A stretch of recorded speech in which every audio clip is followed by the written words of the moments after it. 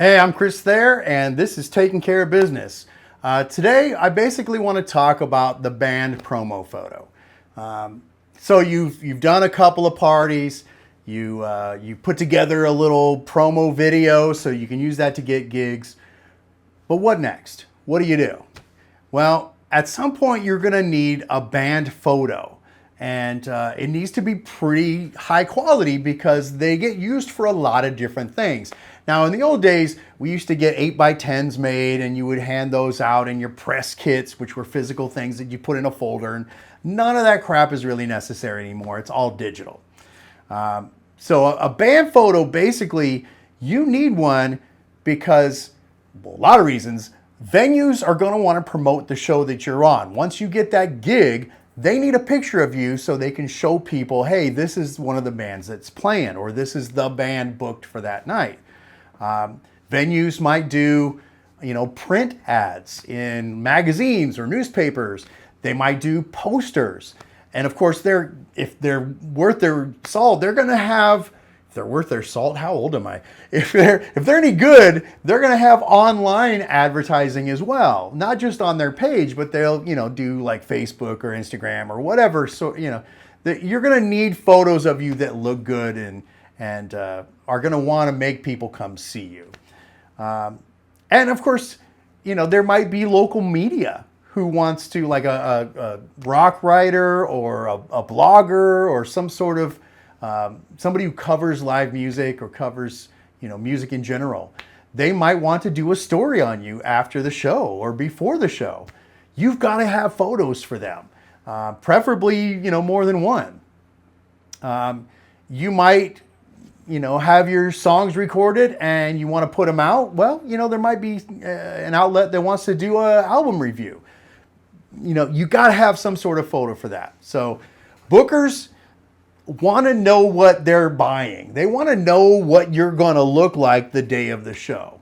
And they also want an image that will tell people, hey, come see this band. Look how cool they are. Or look how interesting they are. Look how odd they are. That band photo is worth a million words. If you have a solid band photo, it is one of the most powerful promotional tools that you can have. Because as much as we like to say you shouldn't do it, people judge a book by its cover. They absolutely do, especially when it comes to music. Generally, a promo photo is just that. It's a photo used for promotion. So the club will use it, you'll use it in hopefully your promotional stuff. I mean, it's kind of something that you have to have. So how do you do that? Well, there's a couple things. Should it be black and white or should it be color?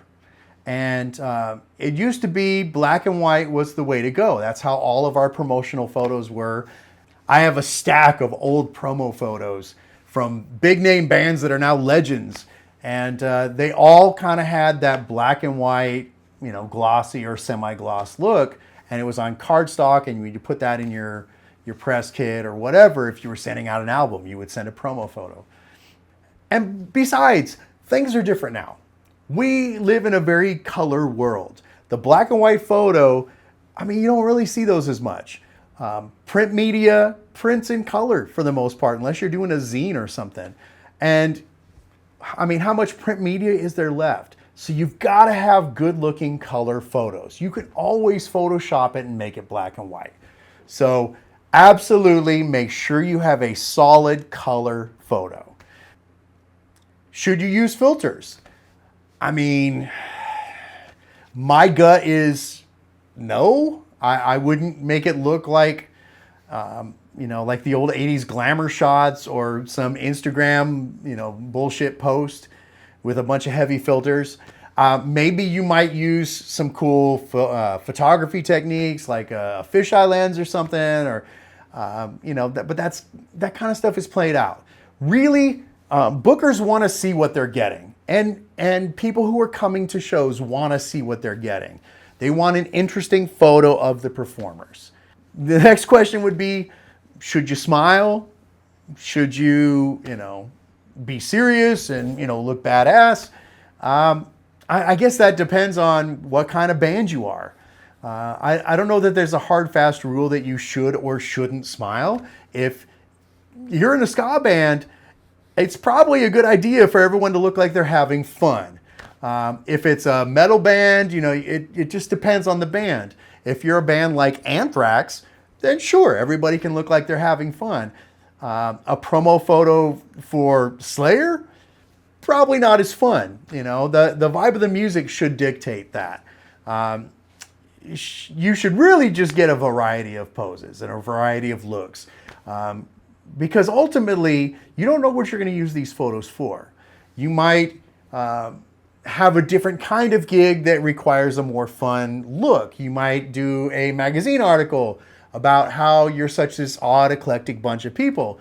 And if your photos don't show that kind of vibe, so when you do your band photos, you need to have a variety of looks, a variety of expressions.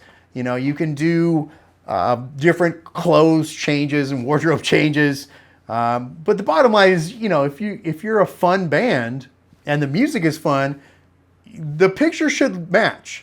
You don't want to look angry if, you're in a super fun, swing band or something. Ultimately, it should match the music.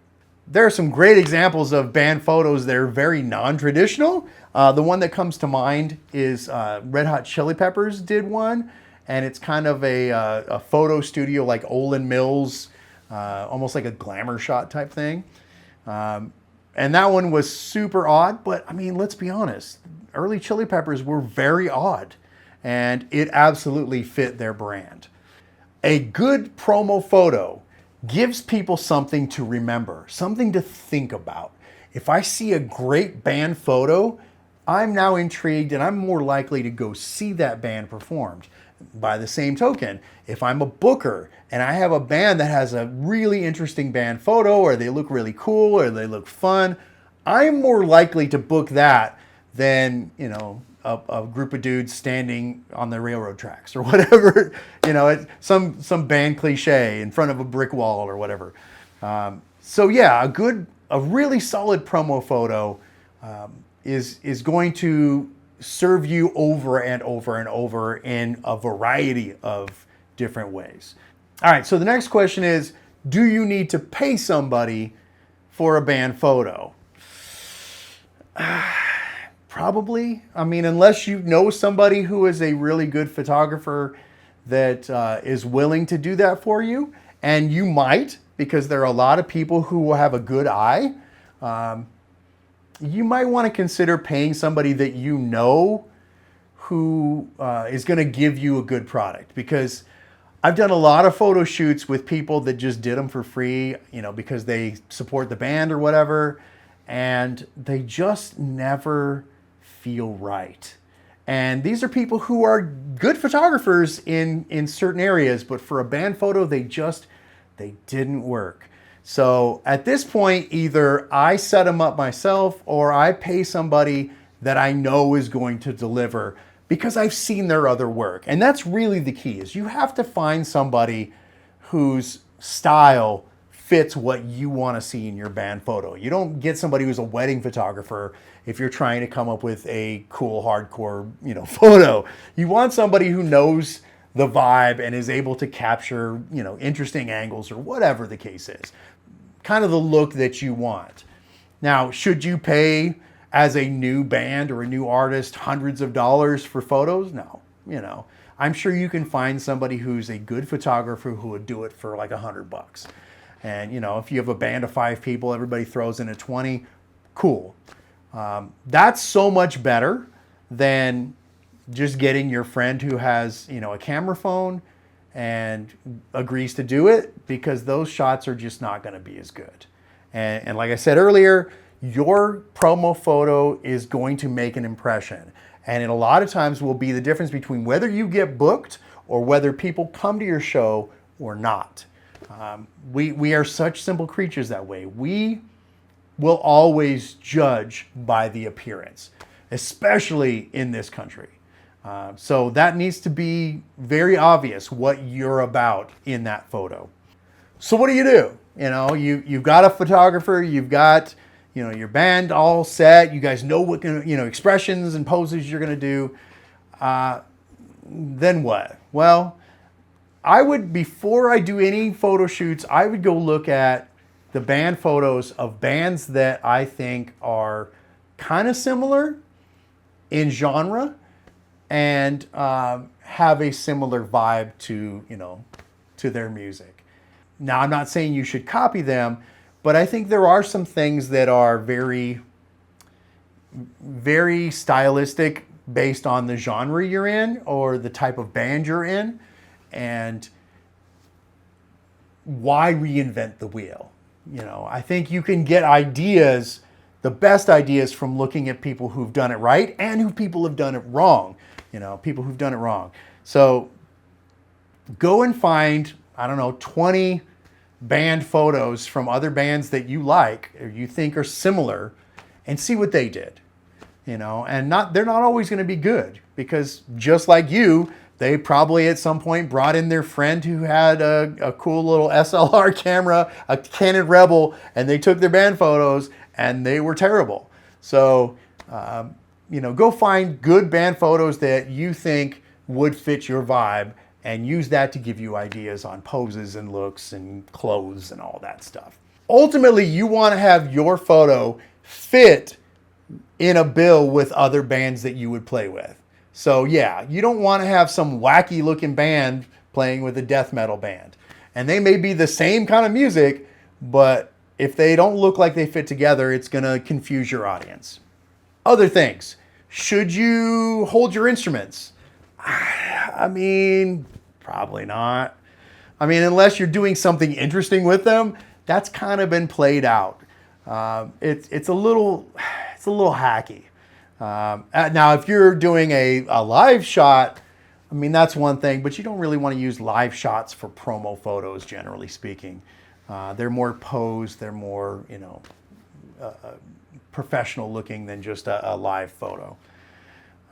There are some things that you should absolutely avoid doing in your band photo, and I know this is going to go against everything you've seen when it comes to band photos. So the first one, and I made fun of it earlier, don't go stand on the railroad tracks. The train tracks are so played out at this point. If you see train tracks in the background, find a new spot. Because instantly when we see that, we think, okay, nice photo shoot, boomer. It's totally hokey. It screams, weekend warrior. At the same time, I would avoid brick walls. And I've had lots of photo shoots in the 90s and 2000s in front of a brick wall. My advice is, unless there's something really interesting happening in that alleyway or behind that building, I would avoid just standing against a brick wall. It's been done to death. It's so boring. At the same time, every death metal band goes out into the woods and shoots these dark, creepy photos. Avoid the woods. Unless you're even a country band, I would avoid, don't go out into the woods. It's just sort of played out. We've seen a bazillion photos in trashed buildings. That's sort of been done to death. Bands continue to film music videos inside trashed, burned out buildings. Avoid that.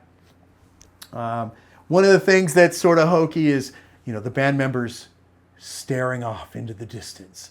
I'm like, what are you looking at? It's clear that this is a band photo. Look at the camera or look at each other. Make it a natural feeling thing. But, like pretending we're looking at aliens. It's dumb. Don't do that. It's so played out. And then, of course, everyone sees the band photos where you're like holding random items. Like for some reason, I'm holding a shovel. Like, what is that?